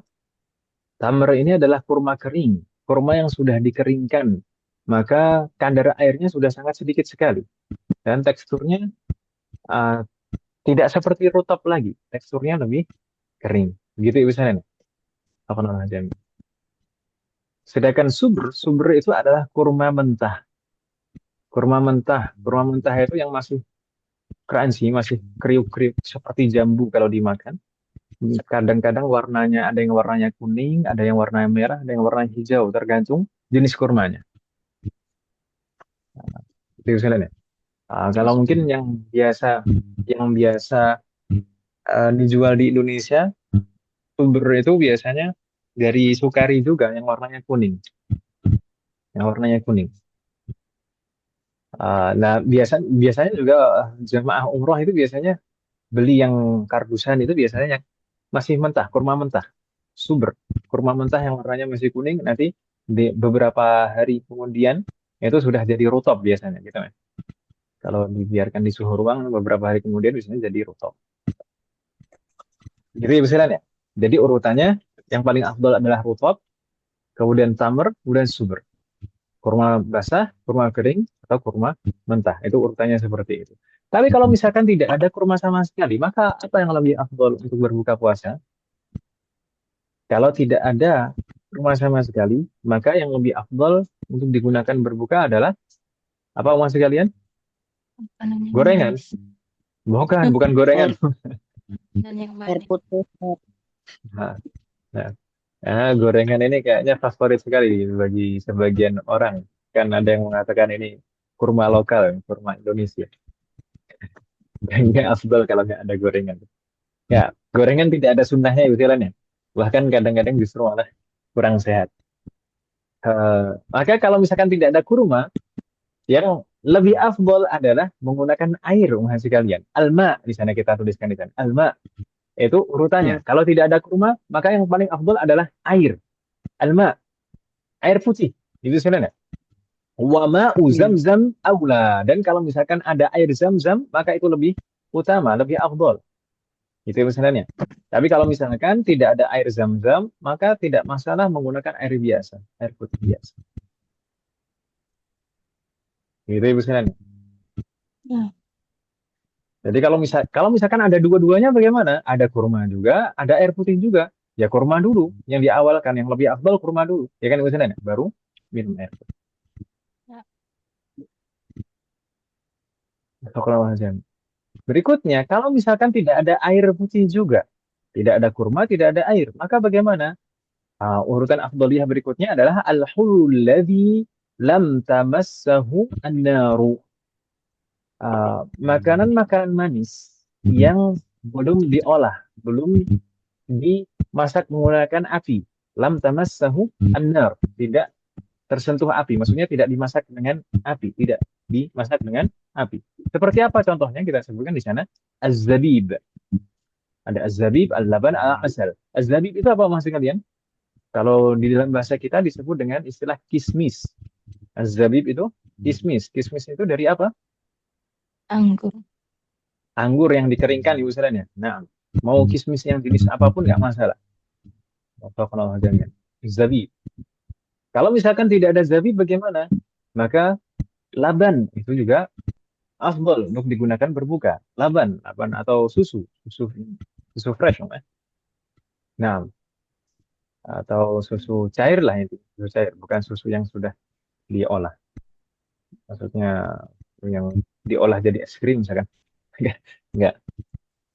Kemudian uh, kalau tidak ada laban atau susu maka bisa menggunakan asal atau madu. Mana yang lebih afdal antara al-laban wal asal? Maka al-laban lebih afdal daripada al-asal. Susu lebih afdal daripada madu. Ya, gitu misalnya. Nah, ya. Atau kalau misalkan tidak ada tiga hal ini, kalau tidak ada zabib, laban, dan al-asal, maka bisa menggunakan eh, makanan manis apapun yang tidak dimasak dengan api, yang belum dimasak lah intinya gitu. Bisa menggunakan makanan manis apapun yang belum dimasak. Tapi kalau misalkan tidak ada sama sekali makanan manis yang belum dimasak, maka tingkatan berikutnya yaitu al-halwa al-ma'mulah bin nar, yaitu makanan-makanan manis yang telah diolah, yang telah dimasak dengan api. Begitu ya usulannya. Itu urutan-urutan afdaliyah dari makanan yang digunakan untuk berbuka puasa. Kemudian mungkin juga perlu kita sebutkan di sini umat sekalian, di saat berbuka puasa itu juga ada sunnah yang lain. Ya kan Ibu Selen, ya? Apa Ibu Selen? Itu membaca doa. Membaca doa berbuka puasa. Membaca doa berbuka puasa itu kapan dibacanya? Sebelum membatalkan puasa dengan makanan-makanan ini tadi, atau saat, atau setelah. Bagaimana Mas sekalian? Berbuka puasanya Ustadz Nah, kapan kita membaca doa berbuka puasa? setelah. Nah, setelah. Kadang-kadang sebagian orang salah paham. Jadi doa dulu baru membatalkan puasanya. Tidak. Maka tidak sesuai dengan redaksi doa yang ada di sana. Lalu redaksi doanya yang mana Mas sekalian? Kalau setelah berarti dhahabal dhama'u. ذهب الظمأ وابتلت العروق وثبت الأجر إن شاء الله. Boleh tidak kita berdoa saat berbuka puasa menggunakan doa yang lain seperti Allahumma laka sumtu wa bika Boleh. amantu wa ala rizqika aftartu fataqabbal minna birahmatika ya arhamar rahimin. Boleh. Sama-sama ada riwayatnya sebenarnya. Sama-sama ada riwayatnya dan para ulama kita menjelaskan zikir-zikir atau doa-doa selama bisa digabung meskipun dari riwayat yang berbeda, maka lebih afdal digabungkan. Gitu ya Usahain ya. Lebih afdal digabungkan. Jadi kalau misalkan saat berbuka puasa berdoa dengan dua-duanya, nggak usah milih salah satu. Tapi dua-duanya nggak masalah. Allahumma laka sumtu wa bika amantu wa ala rizqika aftartu fataqabbal minna bi rahmatika ya arhamar rahimin. ذهب الظمأ وابتلت العروق وثبت الأجر إن شاء الله. Gitu ya Usahain ya. Boleh. Dua-duanya dibaca bersambung seperti itu setelah membatalkan puasa. Kemudian disunahkan juga untuk berdoa, doa apapun, doa yang baik-baik. Karena saat berbuka itu juga saat yang mustajab untuk berdoa. Jadi usiran ya. Wafaqanallah Nah, bi'in. Kita lanjutkan rumah sekalian. apa Ustadz? Tadi yang Nah, makanan yang manis tadi, yang sebelumnya kan yang pertama itu urutannya yang belum dimasak dengan api. atau sebelumnya dulu. Yang paling pertama adalah kurma, ya kan Bukan, ya? yang Kurma, ini aja kemudian Ustadz. air, kemudian setelah itu baru makanan manis yang belum dimasak atau tidak dimasak dengan api. Makanan manis yang tidak dimasak dengan api, kemudian baru yang terakhir makanan manis yang telah dimasak dengan api. Gitu. Ada lagi pertanyaan? Bagaimana? Ya, tadi Ustadz. Apa? Syukran Ustadz. Alfan. Saya baru teringat lagi Mas Agan. Bagaimana kalau misalkan, ini pertanyaan. Bagaimana kalau misalkan di waktu berbuka puasa, itu tidak ada makanan sama sekali yang bisa digunakan untuk membatalkan puasa. Padahal puasa itu harus dibatalkan dan disunahkan untuk bersegera membatalkan puasa. Ya kan benar? Ketika telah terbenam matahari. Para ulama kita menyebutkan harus dibatalkan dengan cara apapun. Kan kalau misalkan ya adanya adalah pasangannya, istrinya atau suaminya, ya batalkan dengan suaminya atau istrinya itu.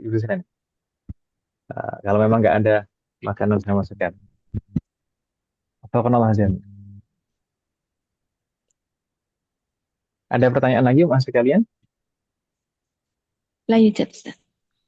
Nah, Yuzat. Kalau tidak ada, maka kita lanjutkan ke pembatal berikutnya, mas. Apa kok pembatal? Ke sunnah. Astagfirullah.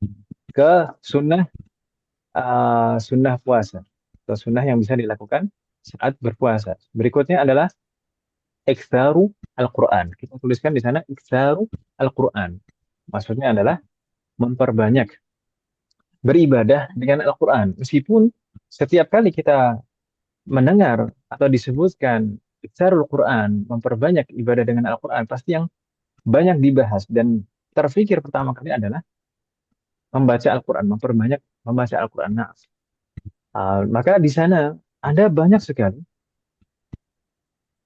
dalil-dalil yang menunjukkan keutamaan membaca Al-Quran. Kita sebutkan sebagian di sana dan mungkin beberapa hadis ini sebenarnya sudah familiar kita dengar. Yang pertama adalah hadis yang diriwayatkan oleh Al-Imam At-Tirmidzi bahwasanya Rasulullah Shallallahu alaihi wasallam bersabda, "Man qara'a harfan min kitabillah kutiba lahu hasanah wal hasanatu bi 'ashri amsalha la aqulu alif lam mim harf wahid bal alifun harf wa lamun harf wa mim harf." Rasulullah bersabda, siapapun yang membaca satu huruf dari kitabullah, dari Al-Quran, maka kutibalahu hasanah, dicatatkan baginya satu kebaikan. Wal hasanatu bi asyri amsalihha, dan satu kebaikan nanti akan dilipat gandakan menjadi 10 kebaikan. La aqulu alif lam mim harfun wahid, aku tidak mengatakan bahwasanya alif lam mim itu satu huruf. Bal alifun harf, akan tetapi alif itu satu huruf, wa lamun harf, dan lam itu satu huruf tersendiri, dan mim harfun, dan mim itu juga satu huruf tersendiri. Ini menghasilkan hadis ini sebenarnya adalah hadis yang umum, tidak hanya terkait dengan puasa atau bulan Ramadan. Maka kalau misalkan hadis ini umum berlaku di semua waktu, apalagi di bulan Ramadan, gitu ya Ustaz ya.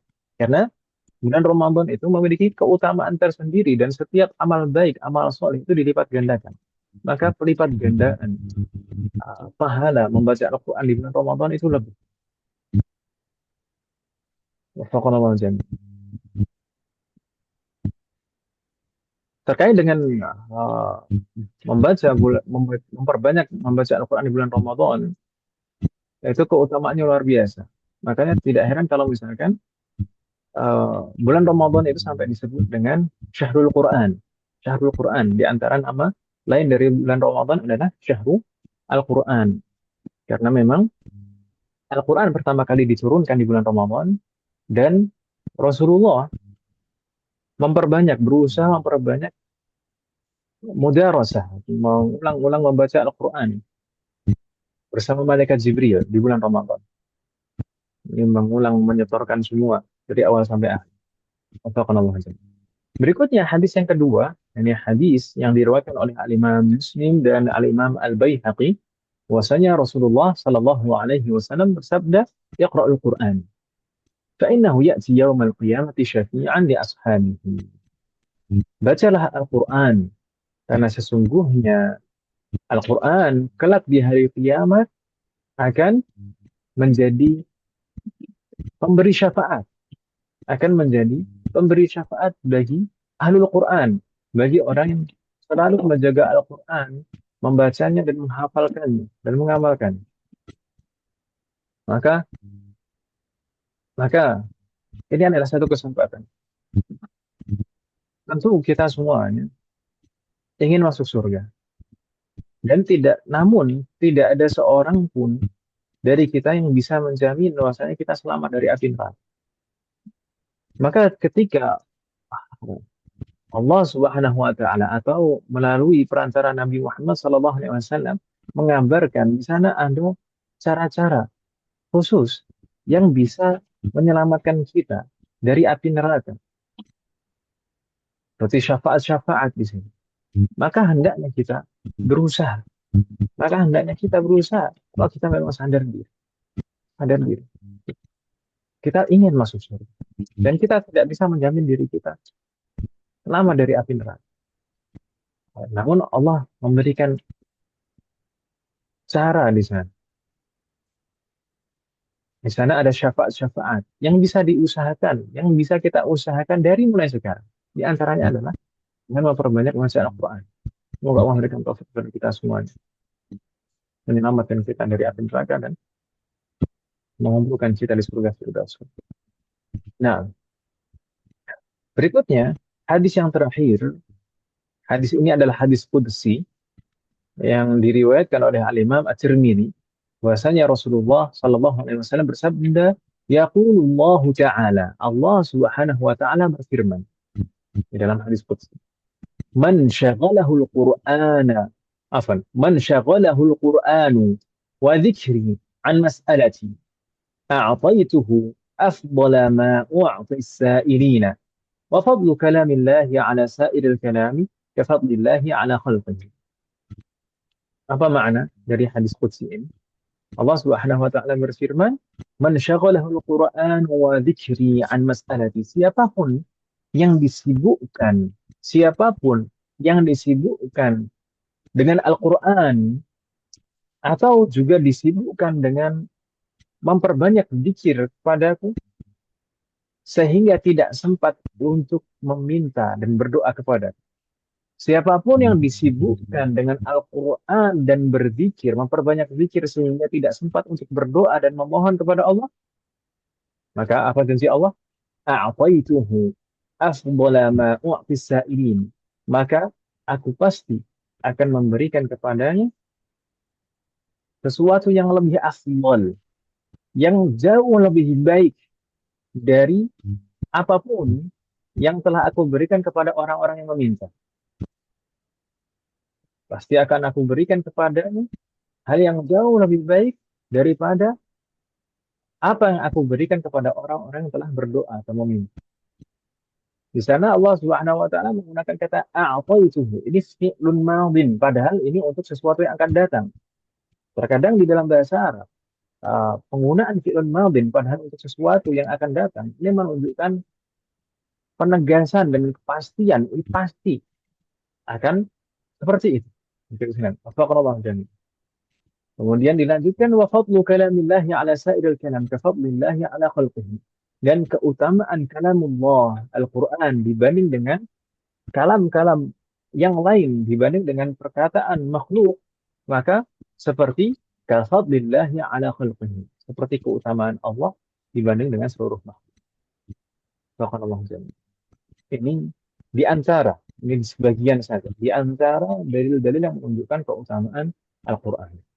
Adapun berikutnya di sana kita sebutkan yusannu iktsaru tilawatihi fi kulli makanin ghairi nahwil hash. Kalau sekalian, ini terkait dengan tempat.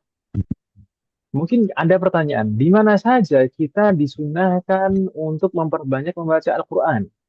Maka jawabannya ini, yusannu iktsaru tilawatihi fi kulli makan.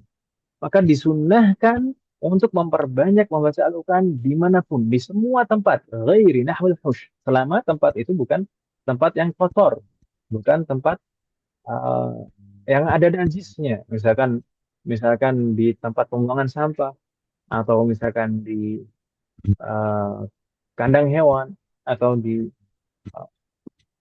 kamar mandi misalkan, maka itu tidak boleh membaca Al-Quran di sana. Namun di selain tempat-tempat yang kotor seperti itu, maka semuanya di semua tempat dianjurkan dan disunahkan untuk memperbanyak membaca Al-Quran. Maka kalau misalkan di kantor sedang kerja, kemudian sedang jam kosong misalkan, sedang waktu istirahat atau intinya jam kosong, atau misalkan ketika menunggu kendaraan umum misalkan di halte misalkan, atau di dalam kendaraan umum saat perjalanan misalkan, maka sebisa mungkin dimanfaatkan waktu-waktu itu. Apalagi zaman sekarang alhamdulillah kita bisa membaca mushaf melalui handphone misalkan.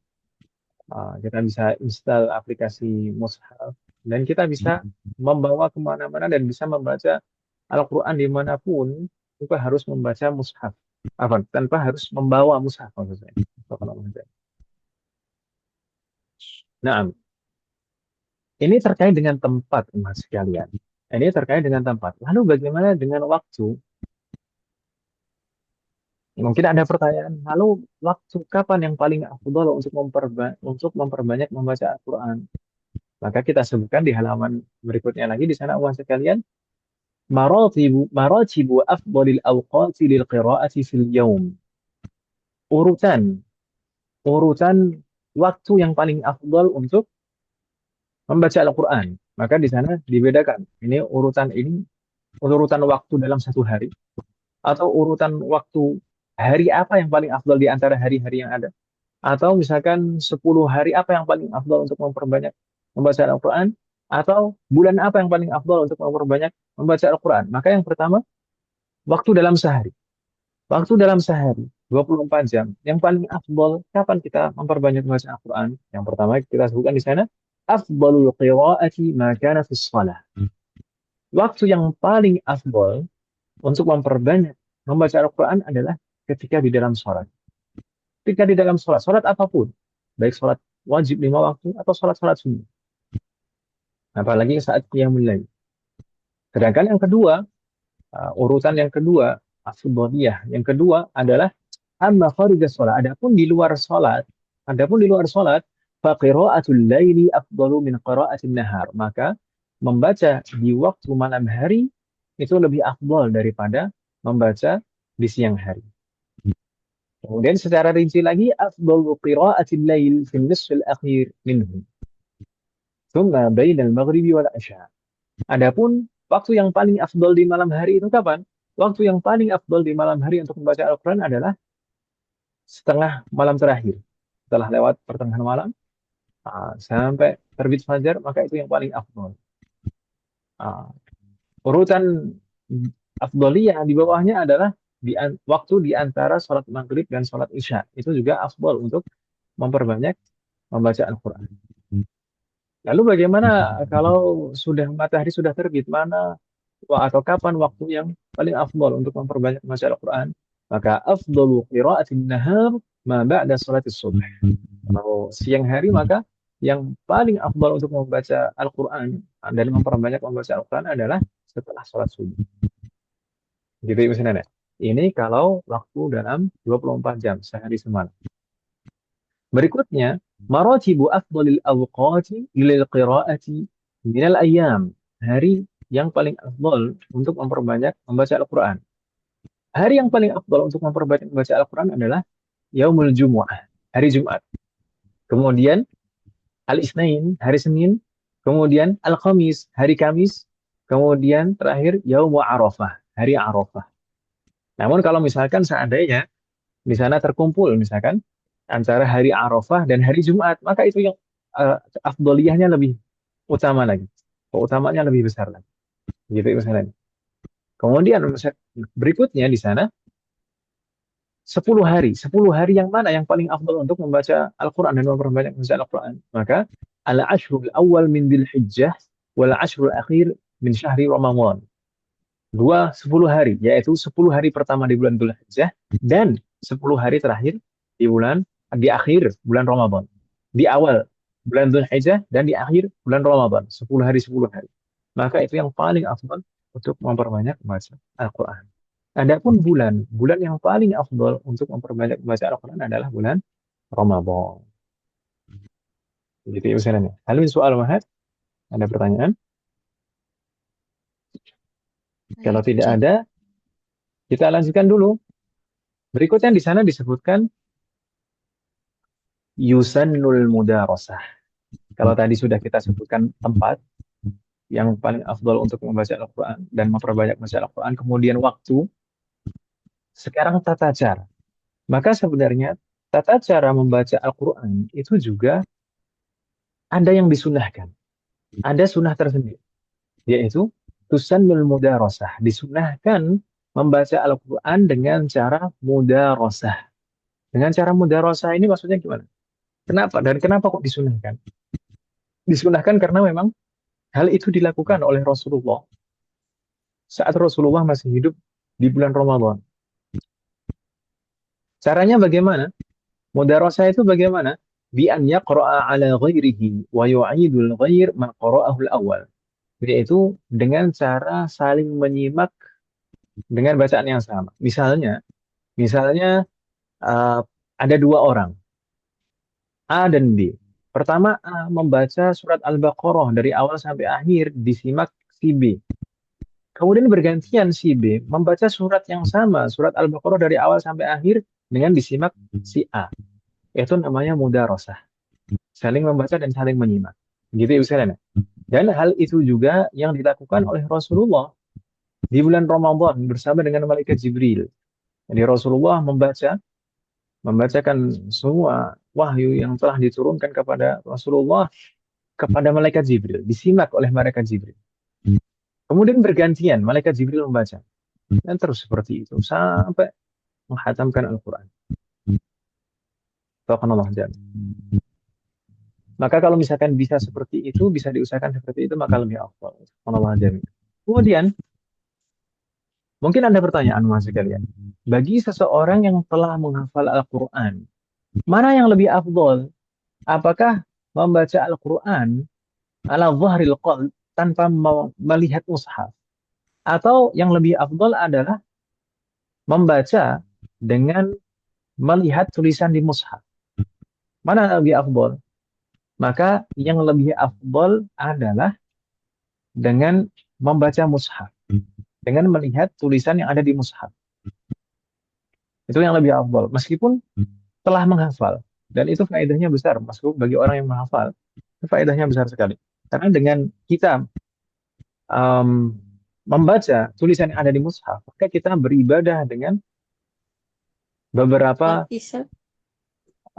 beberapa anggota atau indera sekaligus. Jadi tidak hanya dengan lisan saja, tapi juga dengan mata juga. Astagfirullahaladzim. Gitu Ibu sekalian. Kamu pada kenapa tuh? Kamu teman di sini, pun tahu. Ada suara yang masuk. Assalamualaikum.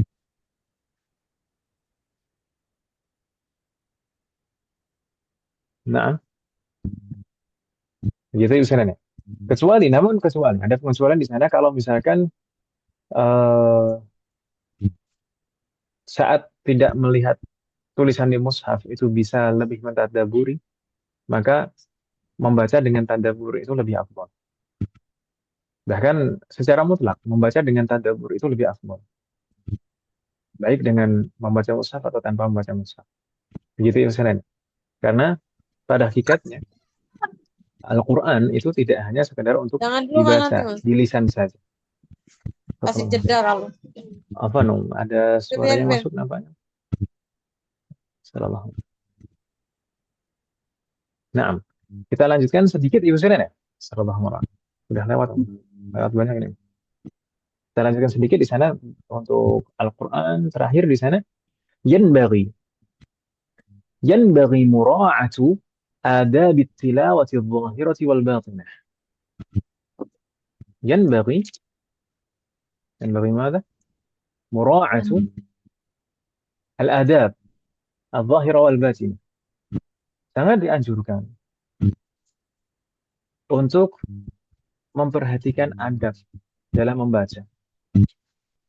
Sangat dianjurkan untuk memperhatikan adab di dalam membaca. Baik adab secara zahirah maupun adab secara batinah.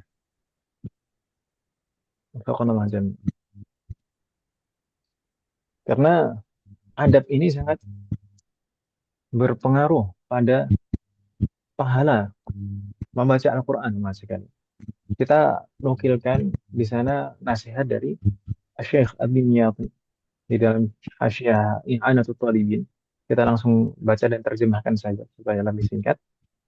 Beliau menuturkan wa'alamu anna littilawati adaban zahiratan wa batinah. Ketahuilah bahwasanya membaca Al-Quran itu memiliki adab-adab, baik adab secara zahir maupun adab secara batin. Wala yakunu al-'abdu min at-talina haqiqatan alladhina azku tilawatuhum ويكون من الله بمكان حتى يتأدب بتلك الآداب. Dan tidaklah seseorang dianggap betul-betul membaca, tidaklah seseorang dianggap sebagai orang yang betul-betul membaca Al-Quran, yang mana bacaannya itu bisa mensucikan dirinya dan dia mendapatkan kedudukan di sisi Allah Subhanahu wa taala hatta yata'addaba bitilkal adab, sampai seseorang itu berusaha untuk beradab dengan adab-adab itu. Wa kullu man qassara fiha wa lam yatahaqqaq biha lam takmul tilawatuhu. Akan wa wa kullu ma qassara fiha, dan setiap kali seseorang berkurang adabnya, setiap kali seseorang berkurang adabnya dalam membaca Al-Quran dan tidak merealisasikan adab-adab membaca Al-Quran, maka semakin berkurang juga pahalanya. Semakin berkurang adabnya, maka semakin berkurang juga pahalanya. Namun beliau melanjutkan, walakinnahu la yakhlu fi tilawatihi min thawab. Akan tetapi bagaimanapun juga tilawahnya atau bacaan Al-Qur'annya tetap mendapatkan pahala, insyaallah. Walahu fadlun ala qadrihi. Dan dia tetap mendapatkan pahala sesuai dengan kadar adab-adabnya tadi. Wa min ahammil adab wa akadiha, dan di antara adab-adab yang paling penting adalah an yakuna tali fi tilawatihi mukhlishan lillahi ta'ala. Hendaknya seorang yang membaca Al-Qur'an itu betul-betul ikhlas.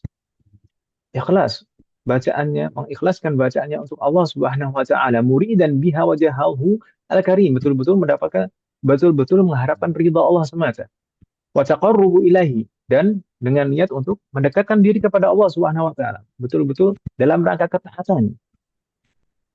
Wal fauza bi thawabihi, atau mengharapkan pahalanya. Sebagaimana kita pernah membahas di majelis mudarasah bahwasanya tingkatan keikhlasan itu ada 3. Saat kita membahas tentang khusyuk salat, maka tingkatan keikhlasan itu ada 3. Tingkatan yang paling tinggi itu ketika seseorang betul-betul melakukan amal soleh itu atas dasar ketaatan kepada Allah Subhanahu wa taala. Kesadaran penuh bahwasanya dia itu hamba yang memang selayaknya taat kepada Allah Subhanahu wa taala. Sedangkan tingkatan keikhlasan kedua adalah ketika seseorang mengharapkan pahala dari Allah Subhanahu wa taala. Sedangkan tingkatan yang paling rendah adalah ketika seseorang melakukan sesuatu amal soleh dengan harapan mendapatkan manfaat di dunia. Nah, kemudian beliau melanjutkan, wa alla yakuna muraiyan, dan hendaknya seseorang dalam membaca Al-Quran tidak riya, wala mutasanni'an, dan tidak dibuat-buat dalam membacanya, wala mutazayyinan lil makhluqina, dan tidak dibagus-baguskan agar mendapatkan perhatian dari orang-orang, wala taliban li tirawatihi syai'an minal mahdhuril ajilah, dan tidak mengharapkan dari bacaannya itu sesuatu imbalan duniawi.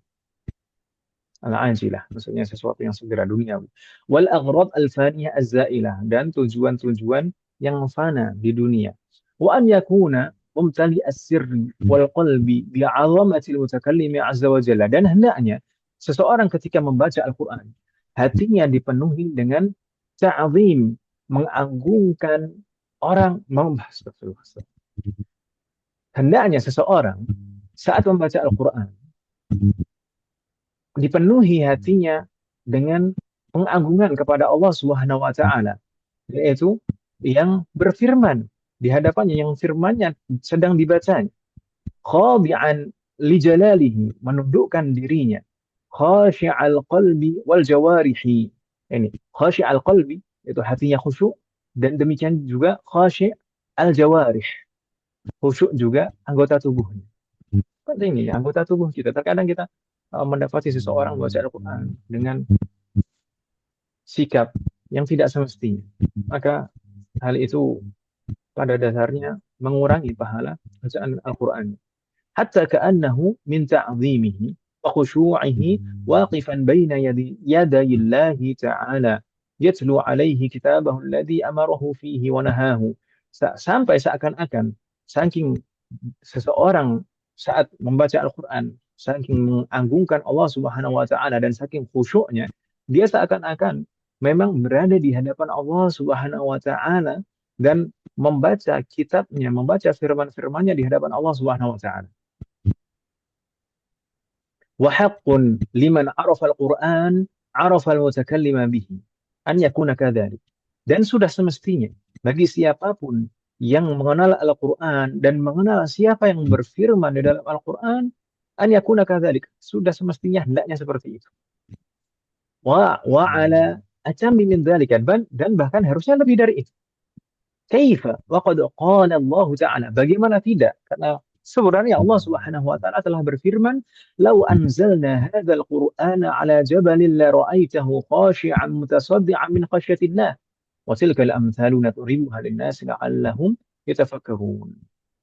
Padahal Allah Subhanahu wa taala telah berfirman, seandainya saja aku turunkan Al-Qur'an ini di atas gunung, la ra'aitahu khashi'an mutasaddi'an, maka engkau pasti akan mendapati gunung itu tunduk, khusyuk dan merendahkan dirinya.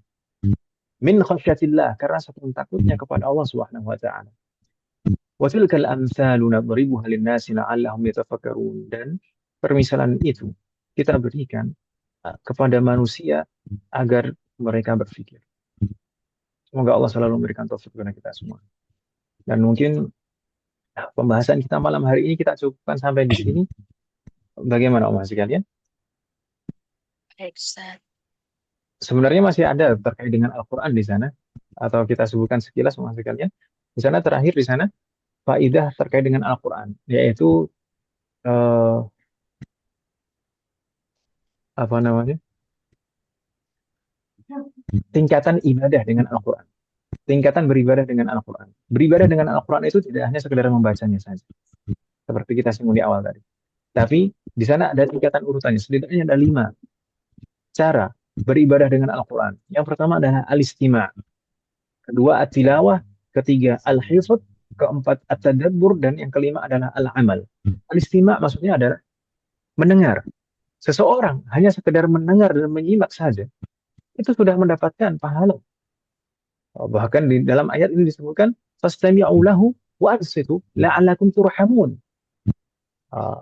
Dengarkanlah dan diamlah la'allakum turhamun, agar kalian mendapatkan rahmat. Sekedar mendengar dan menyimak saja, kita akan mendapatkan rahmat dari Allah Subhanahu wa taala. Kemudian tingkatan berikutnya adalah at-tilawah, membacanya. Kemudian tingkatan berikutnya setelah membaca adalah al-hifdz. Selama bisa untuk menghafalkan, maka usahakan untuk menghafalkan. Kemudian setelah menghafal, maka berikutnya adalah at-tadabbur. Mentadaburi, memahami dan merenunginya. Terakhir adalah mengamalkannya. Dan ini selain merupakan macam-macam ibadah dengan Al-Quran, ini sebenarnya juga tingkatan urutan, Mas sekalian. Urutan beribadah dengan Al-Quran. Yang paling pertama itu adalah dengan menyimak dan mendengar. Bahkan urutan dalam belajar juga. Maka kalau kita perhatikan, bahkan sejak dari malaikat Jibril kepada Nabi Muhammad dan dari Nabi Muhammad SAW kepada para sahabat, metode pembelajaran Al-Quran adalah talaqi. Malaikat Jibril mentalqin kepada Rasulullah, kemudian Rasulullah menirukannya. Kemudian Rasulullah mentalqin kepada para sahabat, kemudian para sahabat menirukannya. Begitu seterusnya. Maka mendengar dan menyimak bacaan Al-Quran dari masyayikh yang bacaannya baik dan betul, itu penting sekali. Dan itu menjadi landasan dasar. Bahkan anak-anak saya sampai sekarang saya terapkan seperti itu. Dulu anak-anak saya memulai menghafal itu belum bisa membaca, tapi sudah mulai menghafal Al-Quran di usia, ada yang usia 3 tahun, ada yang usia 4 tahun. Dan alhamdulillah yang anak pertama saya sekarang sudah selesai, alhamdulillah hafalannya. Kemarin waktu pertengahan Sya'ban itu sebenarnya sudah diselesaikan, tersisa 1 lembar sebenarnya, tapi sengaja belum disetorkan satu lembar itu nanti di bulan Ramadan, biar selesainya di bulan Ramadan. Untuk anak saya yang kedua, alhamdulillah, ini sudah 14,5 juz. Semuanya taufik dari Allah SWT. Semuanya taufik dari Allah SWT. Kemudian ketika seseorang sudah sering mendengar bacaan Al-Quran, maka akan lebih mudah untuk membaca. Karena biasanya orang cenderung meniru. Maka ketika seseorang telah sering untuk mendengar, maka akan lebih mudah untuk membacanya. Kemudian ketika seseorang sudah sering mendengar, banyak membaca, maka akan lebih mudah untuk menghafal. Dan ketika seseorang sudah sering mendengar, kemudian banyak membaca, dan sudah menghafalnya, maka akan lebih mudah untuk mentadabburinya. Dan berikutnya adalah tinggal mengamalkan. Semoga Allah memberikan taufik kepada kita semua. Ada pertanyaan masih kalian sebelum kita cukupkan? La yujad Ustaz.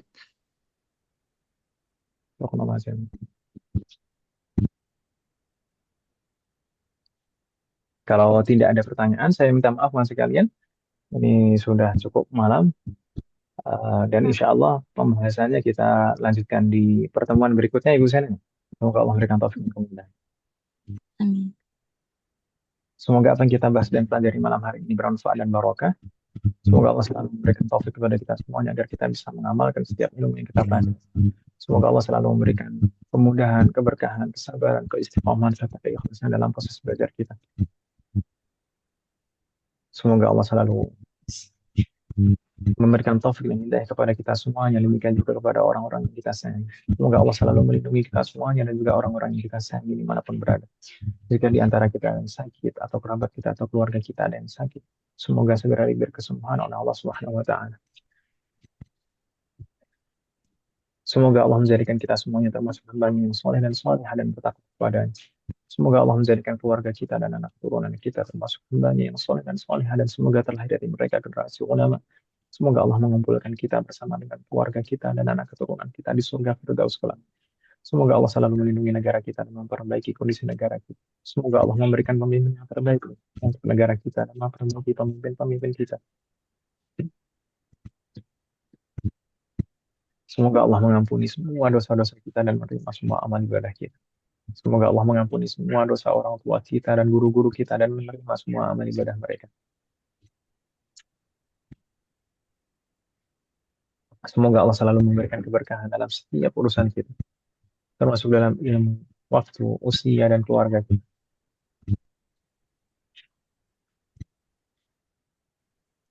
Semoga Allah selalu memberikan taufik kepada kita semuanya agar kita bisa senantiasa ridho, bersabar, dan bersyukur atas semua ketetapan dan ketentuan Allah Subhanahu wa taala. Semoga Allah memberikan kepada kita semuanya husnul khatimah. Semoga di sisa bulan Sya'ban ini Allah melimpahkan taufik dan keberkahan kepada kita semua. Dan semoga Allah memberikan taufik dan kemudahan dan pertolongan kepada kita semuanya agar kita bisa bertemu dengan bulan Ramadan dalam kondisi yang terbaik, sehingga kita bisa maksimal beribadah di dalamnya dan Allah menerima semua amal ibadah kita dan menerima semua amal ibadah kita. Wassallallahu ala nabiyyina Muhammadin wa ala alihi wa sahbihi ajma'in. Subhanakallahumma wa bihamdik, asyhadu an la ilaha illa anta, astaghfiruka wa atubu ilaik. Wassalamualaikum warahmatullahi wabarakatuh. Waalaikumsalam warahmatullahi wabarakatuh. Ustaz, barakallahu fiik. Jazakumullah khairan.